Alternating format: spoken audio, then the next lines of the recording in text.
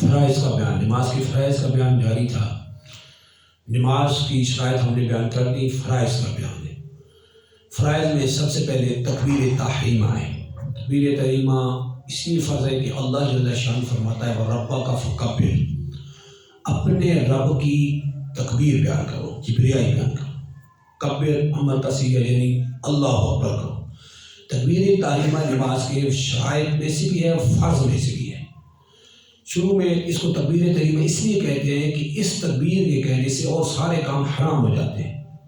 مثال کے طور پہ اللہ اکبر کسی نے کہہ کے نماز کی نیت کر لی، نماز شروع کر لی، اب مجھے یہ نہیں کر سکتا کہ وہ کسی سے بات کر سکے یا سلام کا جواب دے یا چھین کا بھی جواب دے، تو اس کی تو نماز ٹوٹ جائے گی۔ شروع اسلام میں نماز جب پڑھی جاتی تھی تو اس میں نماز کے اندر جواب دیا جا سکتا تھا۔ مثال پہ طور کوئی نماز پڑھ رہا ہوتا تو اس سے کوئی پوچھتا کم صلیتا، تو نے کتنی نماز پڑھی ہے؟ تو وہ کہتا صلیت قضا و قضا، میں نے اتنی رکعتیں پڑھ لی ہیں نماز کے اندر، چونکہ اس وقت یہ حکم نہیں تھا۔ وقوموا للہ قانتین کا حکم بعد میں آیا کہ نماز میں ادب سے اور چپ کھڑے رہا کر، اس وقت اجازت تھی، لیکن جب یہ آیت نازل تو پھر منع کر دیا گیا کہ کوئی انسانی کلام نماز کو فاسد کر دیتا ہے۔ سلام کا جواب، چھین کا جواب، کسی کو چھین کا اس نے کہا الحمدللہ، تو یہ نماز میں کہہ رہا ہے یرحمک اللہ، تو یہ اس کی نماز کو توڑ دے گا کیونکہ یہ چھین کا جواب دے رہا ہے۔ نماز کے اندر اور کام حرام ہوتے ہیں جب تکبیر تحریمہ شروع کر لی جاتی ہے، اسی لیے اس کو تکبیر تحریمہ کہتے ہیں۔ دوسرا فرض نماز کا ہے وہ ہے قیام۔ اللہ فرماتا ہے وَقُومُوا لِلَّهِ قَانِتِينَ، نماز میں ادب سے کھڑے رہا کرو، غیر عاصین بالکلام، یعنی لوگوں سے کلام کر کے گناہ گار نہ ہوتے ہو۔ یہ آیت نازل ہوئی تو نماز میں کلام کرنا بند کر دیا گیا، اور قُومُوا لِلَّهِ قَانِتِينَ، قوموا کھڑے ہو، ایک قیام سے حکم ہے کھڑے ہو کے نماز ادا کرو۔ تو یہاں قیام جو ہے نماز کے فرائض میں سے ہے، قیام کھڑے ہو۔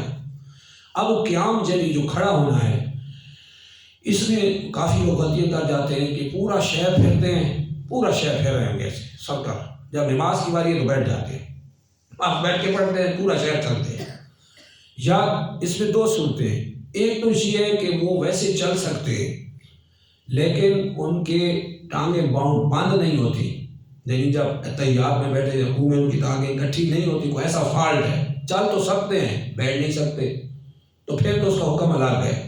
لیکن اگر ٹھیک ہے آدمی کہ چل کے ساتھ بیٹھ بھی سکتا ہے، ٹانگیں اکٹھی بھی کر سکتا ہے، تحیات میں بھی بیٹھ سکتا ہے، پھر بھی وہ شاید پھر کے نماز کے لیے بیٹھ جاتا ہے، تو اس کی نماز کیسے ہوگی؟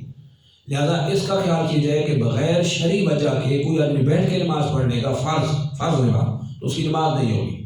نفل میں بیٹھنے کا اختیار ہے لیکن اس میں بھی ثواب آدھا ہو جاتا ہے، تو یہ بات کا خیال رکھا جائے۔ عموماً کرسیوں کا رواج بڑھتا جا رہا ہے، ہر بندہ جو تھوڑا سا مسئلہ کرسی پہ بیٹھ کے نماز پڑھ لیتے، اس طرح نماز نہیں ہوتی، اس کا خیال کریں۔ کرسی پر صرف وہی بیٹھ سکتا ہے جو بیٹھنے سے بھی جاتا رہا، یعنی اس کے اب بیٹھنے سے بھی نماز نہیں پڑھی جا رہی اور کوئی چارہ نہیں ہے، کرسی سے ہی پڑھ سکتا ہے، تو تب پھر کرسی کی اجازت ہے کہ آپ کرسی کا سہارا لیں۔ یہ نہیں کہ ٹھیک ٹھاک ہے خواہ کرسی پہ بیٹھ گیا، جو بیٹھ سکتا ہے بیٹھ کے بھی پڑھ سکتا ہے، اشاروں سے بھی پڑھ سکتا ہے تو بیٹھ کے پڑھے۔ لیکن جب ایسی صورتحال ہوئی کہ وہ بیٹھنے اس کے لیے مشکل ہو گیا تو پھر وہ کرسی کا سہارا نہیں۔ جس کا رکوع و سجود ساکت ہو جاتا ہے نا، اس کا قیام بھی ساکت ہو جاتا ہے۔ مطلب کیا؟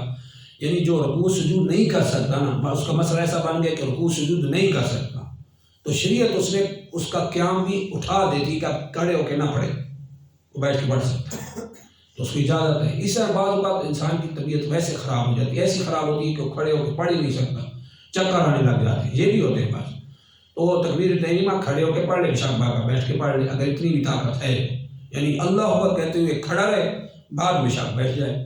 نماز کے اندر کھڑا تھا اور اچانک طبیعت خراب ہوگی، ایسا بھی ہو جاتا ہے کہ وہ چکر آنے گرنے کا ڈر ہے، تو اس کے لیے وہی حکم ہے کہ فوراً اندر ہی بیٹھ جائے، اس میں کوئی آر نہیں ہے، وہ بیٹھ جائے گا۔ نہ اس میں شرم کی بات ہے یہ کہ بیٹھ کیوں گیا، بیٹھ جائے، شریعت نے اس کو اجازت دی، تو یہاں یہ شرعی عذر ہے، پھر بیٹھ کے پڑھ سکتا ہے۔ اللہ کی بارگاہ میں ہمیں حفظ سمجھنے انسان کو جانے کی توفیق عطا فرمائے۔ وآخر دعوانا الحمد للہ رب العالمین۔